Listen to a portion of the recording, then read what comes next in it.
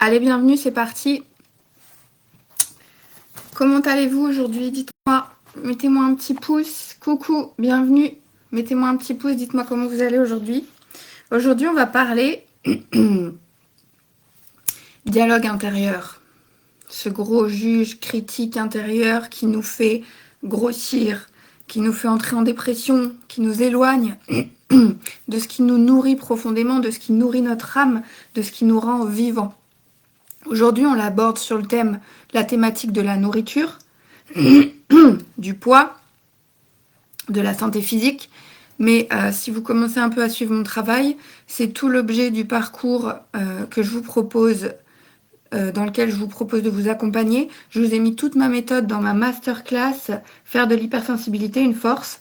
C'est tout le sujet de transformer son dialogue intérieur pour transformer sa vie, pour vivre une vie qui ait du sens pour toi, qui te rende vivant, vivante, pour t'éloigner de la dépression et pour te rapprocher de ce qui fait sens, de ce qui te nourrit, donc de ta vérité.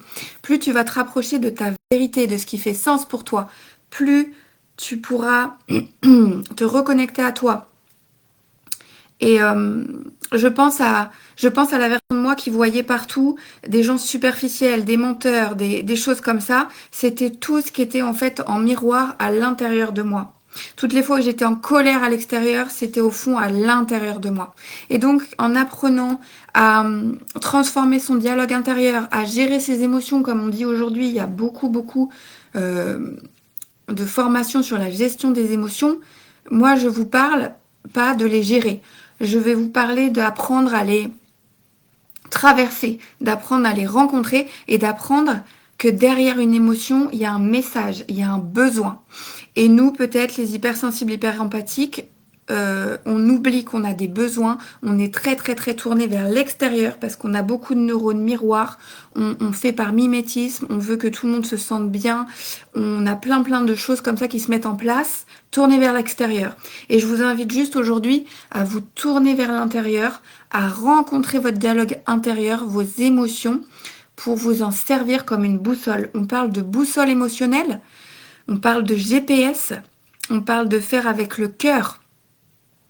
Ok, de suivre sa voie, de rester dans des trucs qui vous rendent vivant. La dépression, le surpoids, la maladie, les somatisations, c'est toutes les conséquences d'un dialogue intérieur critique, dur, dévastateur. Donc on va voir ça aujourd'hui sur le sujet de la nourriture émotionnelle. Est-ce que vous avez conscience que la nourriture émotionnelle, c'est quelque chose, c'est le fait de manger ses émotions, le fait de ne pas savoir quoi faire avec une émotion inconfortable et d'avoir mis un process en place, d'aller vers la nourriture dès qu'une émotion vient me submerger, dès qu'une émotion inconfortable est là, je ne sais pas ce que je dois faire avec, je me sens triste, je me sens en colère, je me sens submergée et le fait d'avoir quelque chose à manger va me faire du bien, va m'apaiser. Donc ça, déjà c'est normal. C'est complètement normal. Quand on n'a pas pu exprimer ses émotions, peut-être quand on était enfant, on n'avait pas les mots, peut-être après en grandissant, on n'avait pas l'espace, on n'avait pas quelqu'un d'émotionnellement disponible à qui partager ce qu'on ressentait, donc on n'a pas pu développer cette compétence de gérer ses émotions, si on peut dire ça comme ça en très raccourci. Donc on a développé cette habitude, ce comportement, ce schéma répétitif, émotion désagréable, je vais manger quelque chose. Parce que j'ai besoin. J'ai besoin sur le moment, c'est comme ça que je nourris mes besoins, c'est ok, c'est normal. Jusqu'à maintenant, ça m'a aidé à survivre. Ça m'a aidé à me préserver. Ça m'a aidé à me protéger. Parce que si je m'étais livrée, ou si j'avais été en colère, ou si j'avais dit ce que j'avais sur le cœur, ça aurait été mal reçu, ça aurait été mal perçu. Je me serais mise en danger. J'aurais été vulnérable et quelqu'un aurait pu me manipuler, etc., etc. Donc c'est tout à fait normal. On va passer ici de l'autocritique, du jugement à l'autocompassion. Dès maintenant, dès aujourd'hui, ça va changer votre vie. Donc, le chemin en 5 étapes pour essayer de se libérer de la nourriture émotionnelle, pour essayer de transformer son dialogue intérieur. C'est, dans un premier temps, d'identifier vos déclencheurs émotionnels. C'est que la nourriture émotionnelle, ce n'est pas de la faim physique. Vous le savez, je le sais, et pourtant on n'arrive pas à désactiver ce schéma comme on le voudrait, comme ça, du jour au lendemain. C'est normal. C'est ancré. C'est une autoroute neuronale qui a été tracée pendant des années, des années, des années. Je n'avais que cette solution pour gérer mes émotions. Je n'avais accès qu'à ça. J'ai développé cette manière de faire. C'est normal. Donc, c'est une manière de combler un vide, c'est une manière de calmer l'émotion ou de gérer un stress, quelque chose d'inconfortable, quelque chose qui vient nous submerger. Est-ce que à ce moment-là, on peut se poser les questions avant de manger? Au début, je ne crois pas. Au début, pour moi en tout cas, c'était peut-être après la crise ou pendant la crise et puis petit à petit avant la crise, mais c'est pas pour ça que je n'allais pas vers la nourriture encore une fois, parce qu'après on va y venir. Ce n'est pas parce que je n'ai pas réussi aujourd'hui que j'ai échoué. J'ai eu le courage d'essayer et je me remercie pour cela. On va véritablement transformer le dialogue intérieur, vous allez voir, c'est puissant. Donc, avant, pendant ou après la crise, suis-je vraiment affamée ou est-ce que c'est une émotion qui est en train de me pousser à manger, ok? Vous allez vous poser la question pour l'identifier et le conscientiser. Même si c'est aujourd'hui quelque chose que vous arrivez à faire, en continuant à le faire, vous allez pouvoir accompagner la crise, vous apporter de l'amour et de la compassion, et petit à petit, vous allez pouvoir la désactiver. Ou alors, au lieu de manger 2 boîtes de gâteaux, vous allez en manger plus qu'une. Ou alors, au lieu d'en manger plus qu'une, vous allez manger plus qu'un gâteau parce que vous êtes en train de vous donner de l'amour. C'est plus la culpabilité, le juge intérieur qui est là. Donc je suis plus en train d'être pressée et de me dépêcher. Je suis dans le plaisir et dans la conscience. J'ai conscience de ce schéma. Je m'aime et je m'accepte. Je m'aime et je m'accepte. Donc est-ce que je suis affamée ou est-ce que c'est une émotion qui me pousse à manger? Qu'est-ce que je ressens en ce moment? Est-ce que je suis stressée? Est-ce que je m'ennuie? Est-ce que je me sens seule? Est-ce que je me sens frustrée? Est-ce que je suis en colère? Et pourquoi?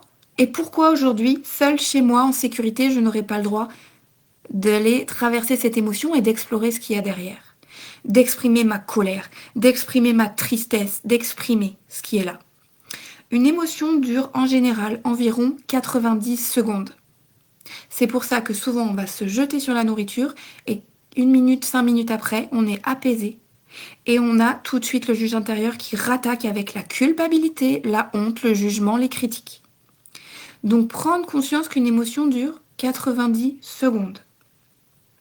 Pendant lesquelles c'est inconfortable, pendant lesquelles je ne suis pas obligée de désactiver ma crise dès aujourd'hui, d'y arriver tout de suite maintenant, mais je suis en chemin, je suis en train de prendre conscience et tout va bien, je suis en sécurité, je suis aimée.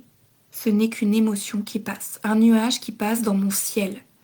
Mon ciel, c'est moi, je me sens bien, je me sens bien. Et parfois, une émotion inconfortable va passer et je sais que ça fait partie de la vie. Et j'apprends à m'apporter de l'amour et voilà, j'ai conscience que ça va durer 1 minute, 2 minutes et qu'après ça, je pourrai observer à nouveau, reprendre un peu le contrôle et voir m'octroyer des nouveaux choix maintenant que j'ai conscience, maintenant que j'ai les ressources.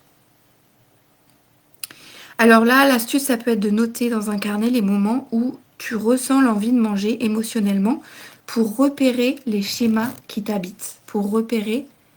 Peut-être que toi, c'est plus la colère, peut-être que moi, c'est plus la tristesse, peut-être que l'autre, c'est plus la frustration. On a chacun des schémas et c'est sympa, c'est important d'aller les repérer pour la prochaine fois dire « Je te vois, petit schéma répétitif. On y va, j'ai besoin là, j'y arrive pas aujourd'hui, je sens que je vais avoir besoin d'aller manger quelque chose, mais je te vois. » Et ça change tout. Le deuxième point, donc, c'est de faire la différence entre la faim physique et la faim émotionnelle. La faim physique, elle arrive progressivement, elle peut attendre, et la faim physique est satisfaite avec un repas équilibré, où vraiment j'ai choisi des choses qui, vous voyez, je vois les aliments là, soit je suis dans la faim émotionnelle et je vois quelque chose de réconfortant, de sucré, de gras, de culpabilisant. Tout de suite, je me dis, mais non, mais c'est pas bien, parce que mon corps, il sait que j'ai pas besoin de ça. J'ai envie de sucré et de gras, mais j'ai besoin des nutriments, des vitamines qu'il y a dans les fruits, les légumes, la nourriture saine, je le sais. Donc j'apprends à différencier, à discerner la faim physique de la faim émotionnelle. Encore une fois, si ce que je vous dis là vous paraît vraiment facile, c'est que oui, on arrive à le faire, mais c'est pas pour ça que j'arrive à le désactiver. Et donc là, on va y arriver.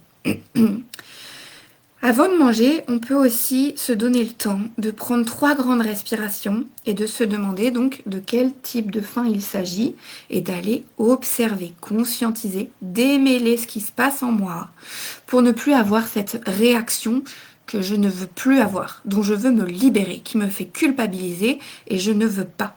Je ne veux pas. Voilà, vous voyez, je retombe. On ne doit pas focaliser sur ce qu'on ne veut pas, on doit focaliser sur ce que l'on veut. Ça, c'est tout l'objet aussi de la manifestation, de la loi de l'attraction. Je veux un corps en bonne santé.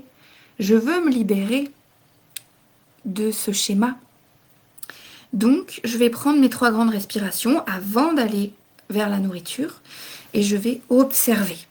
Si je tiens 10 secondes, c'est très bien. Si je tiens 2 secondes, c'est très bien. Si j'y arrive même 1 minute ou 5 minutes, c'est très très bien. Vous voyez, il y aura des paliers, il y aura des caps, il y aura des étapes.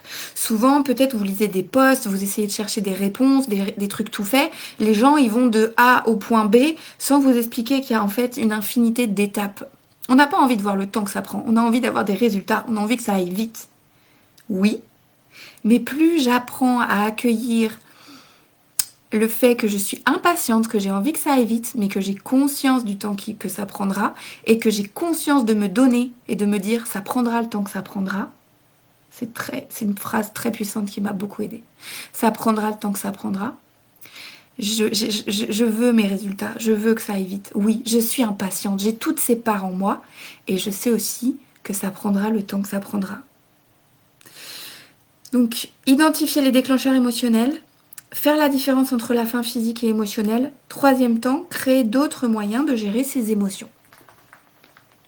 Si je mange parce que je suis stressée, je vais écrire, je vais boire mon verre d'eau, je vais essayer d'observer. C'est là où on nous parle de méditation, de yoga, de respiration. Ouais, peut-être au 3e, 4e pilier. Mais là, aujourd'hui, si tu as conscience de tout ça et que tu n'y arrives pas encore, on est juste au premier palier, à la première petite marche qui est c'est bon, j'ai conscientisé, hop, faut que j'aille manger. C'est ok. Juste derrière, par contre, je désactive le juge intérieur, le critique intérieur. Je n'ai pas échoué, j'ai eu le courage d'essayer. J'ai conscientisé, mais j'ai choisi de manger aujourd'hui encore parce que je ne suis pas prête à... Je ne pouvais pas encore attendre plus, faire plus aujourd'hui, c'est ok. Si je mange par ennui, je vais essayer de renouer avec mon enfant intérieur, de renouer avec des activités qui me stimulent. La lecture, le dessin, la marche. Au début, on m'a dit, il faut renouer avec ton enfant intérieur. J'étais là, je vais dessiner. Et mon mental, il était là, mais ça sert à rien. Mais t'es pas productive, t'es pas en train de te servir à quelque chose, et machin. Et j'ai dû, pareil, repasser dans l'autocompassion. Bah aujourd'hui, en fait, t'as rien envie de faire, t'as juste envie de dessiner. T'es en train de renouer avec ton enfant intérieur. Tout ce qui te rend vivant te ramène à la vie. Tout ce qui t'éloigne du vivant va te mettre en dépression. Si tu as envie de dessiner aujourd'hui, c'est ok. C'est ok. Il va falloir juste désactiver le mental, les schémas répétitifs, les choses qui... Au début, c'est inconfortable de se poser. Je pense au dessin pour moi, mais peut-être pour toi, c'est autre chose. Simplement se poser dans le canapé ou n'avoir rien prévu, avoir un trou dans l'agenda. Ne serait-ce que pas mettre de musique ou de... Tu sais, de bruit de fond pour pas se sentir seul. Ça, là, je parle de la solitude, je parle de la blessure d'abandon. Je vous ai mis une masterclass offerte sur mon catalogue. Si vous voulez le lien, vous me le direz à la suite de cette vidéo. Je vous enverrai le lien. Donc, il y a le stress, il y a l'ennui, et ça va pas avoir envie de déclencher les mêmes besoins derrière. Il y a la solitude dont je vous parle, qui pour moi, c'est besoin de réconfort, en fait, la nourriture doudou. Donc là, peut-être qu'on va pouvoir appeler un proche, écrire dans un journal, écouter de la musique. Mais ça encore, vous voyez, c'est des conseils qui sont la 3e, 4e marche. Moi, je veux vous parler de toutes les marches. Je veux vous parler de prendre conscience, d'observer. Et la première petite marche, c'est de désactiver la culpabilité, la honte, le jugement. C'est vraiment l'autocompassion. Et puis, on va vouloir passer dans les autres marches. Remplacer par d'autres choses... Vous voyez, prendre conscience du message qu'il y a derrière l'émotion. Et puis des fois, on va retomber parce qu'on a oublié l'autocompassion et on est repassé dans la critique ou il y a un truc qui n'était pas ancré, solide, profond, durable. Du coup, on monte les marches et ça se recasse la figure, vous voyez. C'est pour ça que je dis, je suis la première, je suis très impatiente, je veux que ça aille vite, je veux des résultats. Mais aussi, quand j'ai pris conscience et j'ai accueilli le fait que ça prendra le temps que ça prendra, ça m'a changé la vie. Donc, créer d'autres moyens de gérer ses émotions. C'est le palier 3. Vous voyez, c'est des paliers, c'est des petites marches. Identifier le déclencheur, faire la différence entre la faim physique et la faim émotionnelle, créer d'autres moyens de gérer ses émotions. Vous le savez aussi, je pense. Le 4e, ça peut être de manger en pleine conscience, mais ça, quand on est en crise, comment te dire? C'est hyper dur. On voit même pas ce que ça veut dire au début. Manger lentement en savourant chaque bouchée. Savoir que manger est un plaisir. Se renouer avec ses signaux de satiété. Remercier son corps de nous envoyer les bons signaux. Voilà, se concentrer sur le goût, la texture, les sensations dans ton corps, etc. Mais pareil, je vous dis ça un peu en rigolant parce qu'au début, ouais, mais de le faire, de le dire, je veux dire là, de vous le dire, de l'énoncer, de le comprendre, de le conscientiser, va vous amener aux prochaines petites marches. Donc oui, manger en pleine conscience. Mais ça peut être sur les repas normaux, je dirais, entre guillemets. Mais sur une crise, au début, il faut déjà faire tout ce travail de identifier les déclencheurs, prendre conscience que l'émotion dure que, allez, 2 minutes maxi et que derrière ça, c'est juste inconfortable, mais derrière ça, je vais pouvoir revenir à moi. Il y a plusieurs manières de le voir. C'est à vous de prendre là où vous en êtes en ce moment pour partir de ça et bien l'ancrer avant de passer aux petites marches d'après. Et donc arrêter la culpabilité et se traiter avec bienveillance, c'est vraiment mon pilier, mon ancrage principal ici dans cette vidéo que je veux vous transmettre. C'est vraiment de se dire que manger émotionnellement n'est pas une faiblesse. Je ne vais pas retomber dans la critique. Ce n'est pas une faiblesse, c'est un mécanisme qui m'a protégée. C'est un mécanisme que j'ai mis en place pour gérer mes émotions quand je n'avais pas d'autre moyen de le faire. Et prendre le temps de reprogrammer donc ses habitudes sans jugement, simplement en s'apportant de l'amour, de la compassion pour ancrer le nouveau champ lexical, c'est nouveau l'autocompassion. Je ne sais pas si vous avez déjà entendu la phrase de EFT dont je vous parle à chaque fois. Je découvre le EFT, la technique de libération émotionnelle. Je vous ai aussi fait une formation offerte sur ma page, sur ma plateforme. La première phrase de l'EFT, moi, avant la méthode, les tapotements et tout, c'est quand j'ai entendu « Même si je mange et j'ai des crises d'hyperphagie et tout ça, je m'aime et je m'accepte comme je suis. » J'étais là « Trop bien, c'est trop bon. » Juste ça, c'était trop bon. Qu'est-ce qu'on cherche tous, au fond? Les besoins fondamentaux des humains.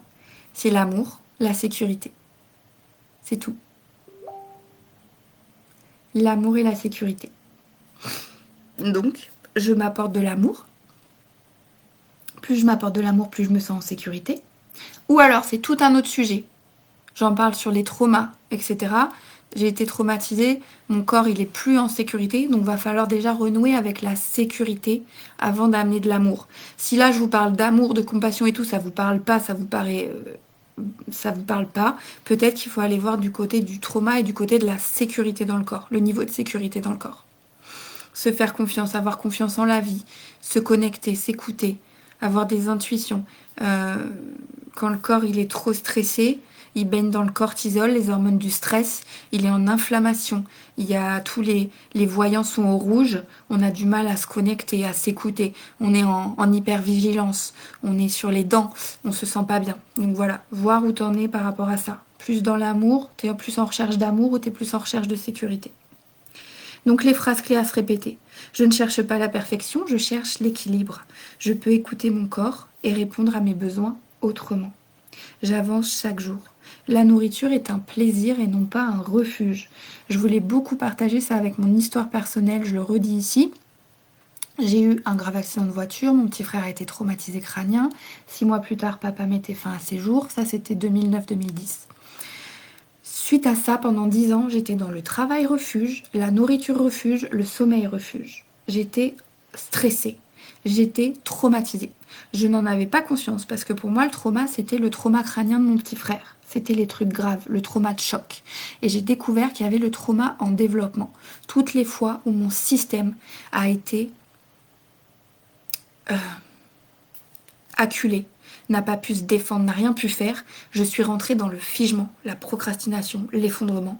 Ça, c'est le mode dorsal. Mon système nerveux a été submergée, n'a pas pu donner de réponse. Et donc j'étais traumatisée.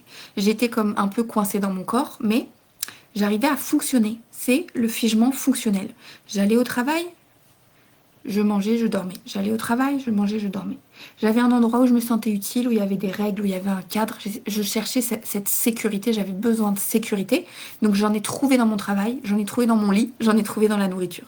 Quand j'ai pris conscience de tout ça, j'ai pu désactiver, réorienter. Mais peut-être que là, c'est trop loin de vous par rapport là où vous en êtes aujourd'hui.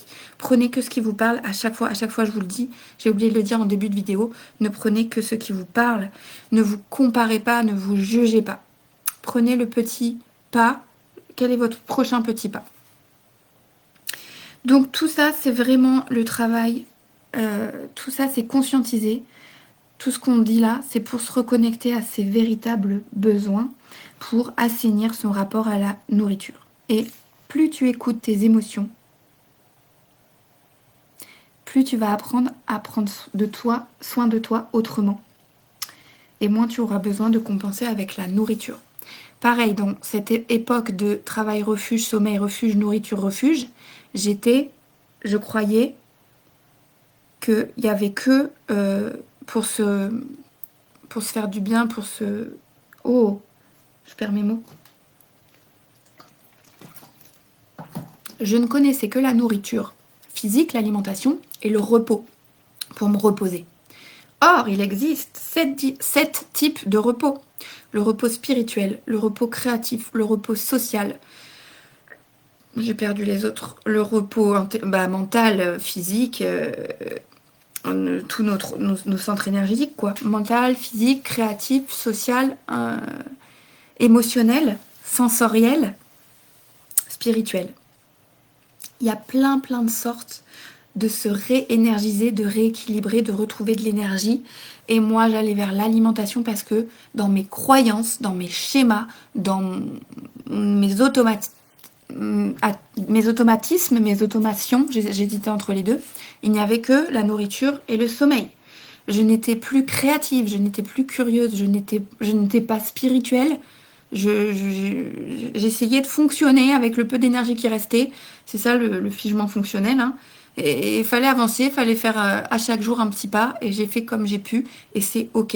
Mon système a essayé de me protéger avec des croyances bien limitantes parce que j'avais besoin de limites, j'avais besoin de sécurité. Et quand j'ai remis un peu de sécurité, j'ai voulu retourner dans la curiosité, la créativité. Et c'est là où je me mets dans les recherches, que je me forme et que je découvre tout un tas de trucs qui expliquent.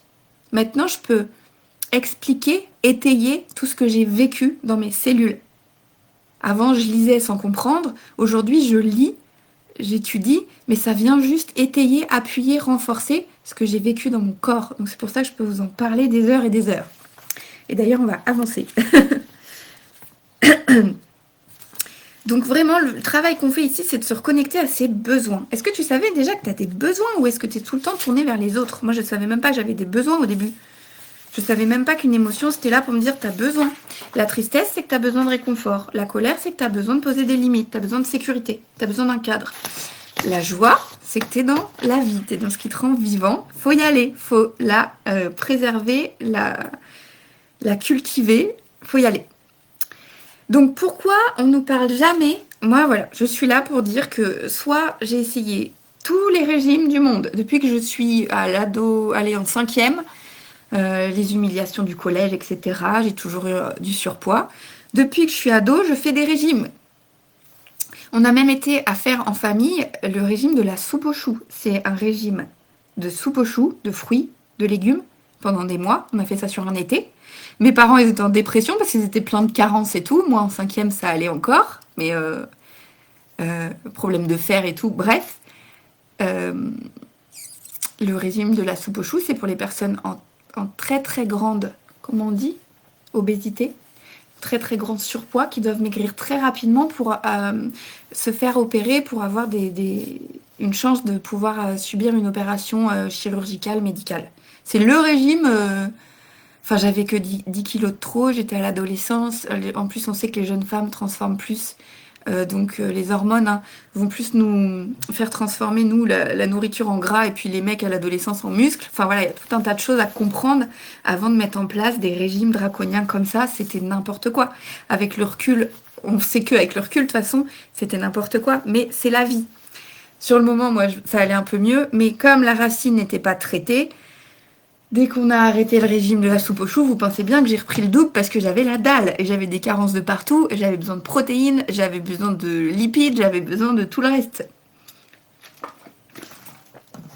Donc, je suis là pour vous dire que je me suis posé cette question, pourquoi on n'apprend pas à gérer nos émotions?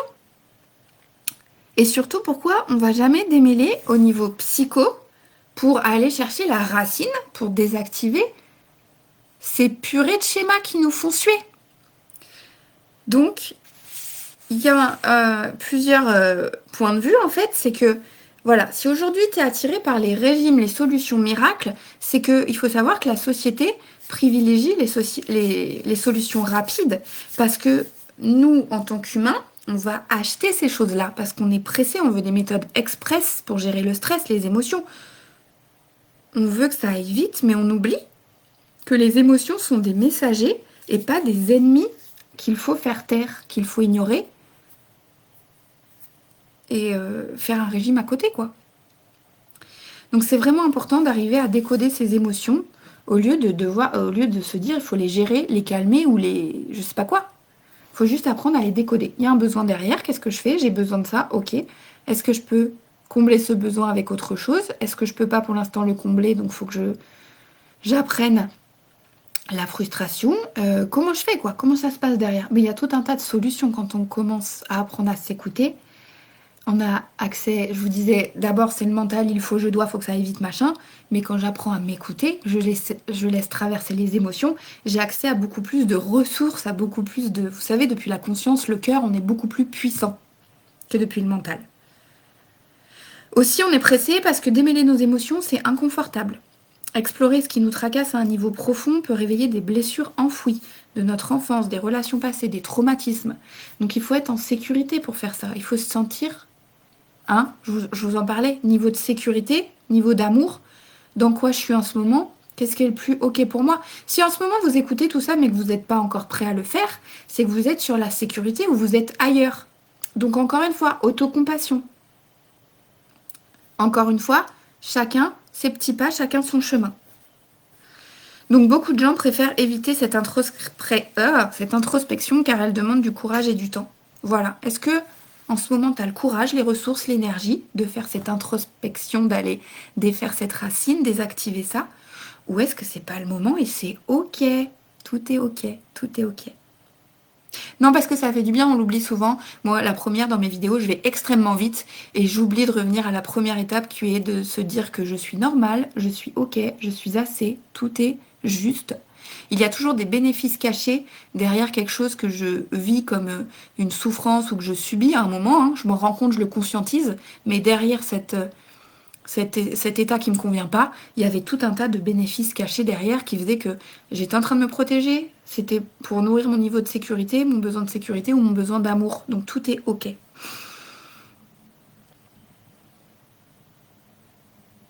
Et donc c'est vraiment de comprendre que c'est en comprenant pourquoi on ressent une émotion qu'on peut vraiment la libérer durablement. Je vous parle de choses durables, profondes, dans la durée, quoi. Je ne retombe plus dans mes anciens schémas. Je les désactive petit à petit. Je n'y arrive pas tous les jours, mais je ne suis plus au niveau d'angoisse et d'hyperphagie que j'ai connu quand j'étais vraiment au plus mal.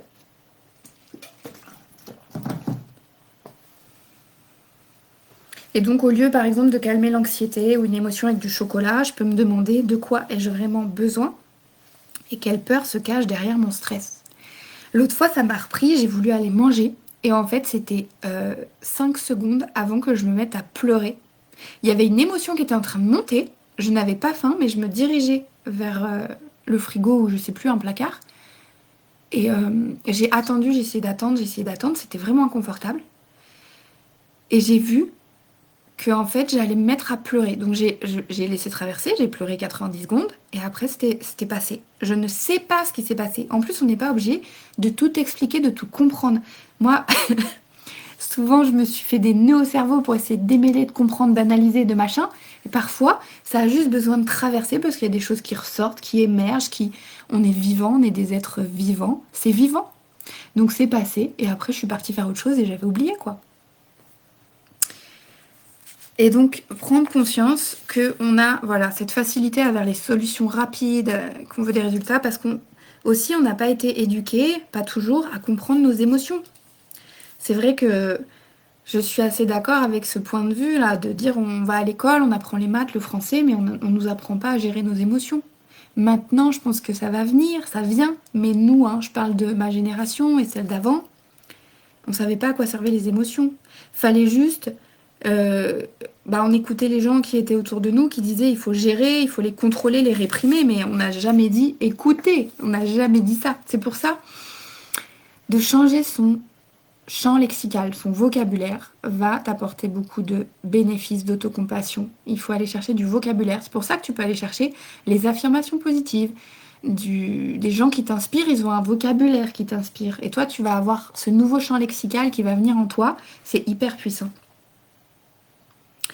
Donc voilà ce qu'on fait. Apprendre à identifier les vrais besoins cachés derrière nos émotions. Parce que, encore une fois, je t'ai dit, mon mental, il disait, il faut faire et tout, ça sert à rien de dessiner, là, tu sers à rien. Parce que la société valorise l'action plutôt que l'introspection. Mais aussi, ça, c'est en train de changer, je pense. Peut-être parce que mon point de vue est en train de changer, mes croyances sont en train d'évoluer. Je ne vois plus les choses comme ça. Mais avant, je pensais, oui, la société valorise seulement l'action. Parce que c'était dans mes croyances. Vous savez, tout ce que je vois à l'extérieur, que je crois qui me fait souffrir et que je vois, c'est mon miroir de mon intérieur.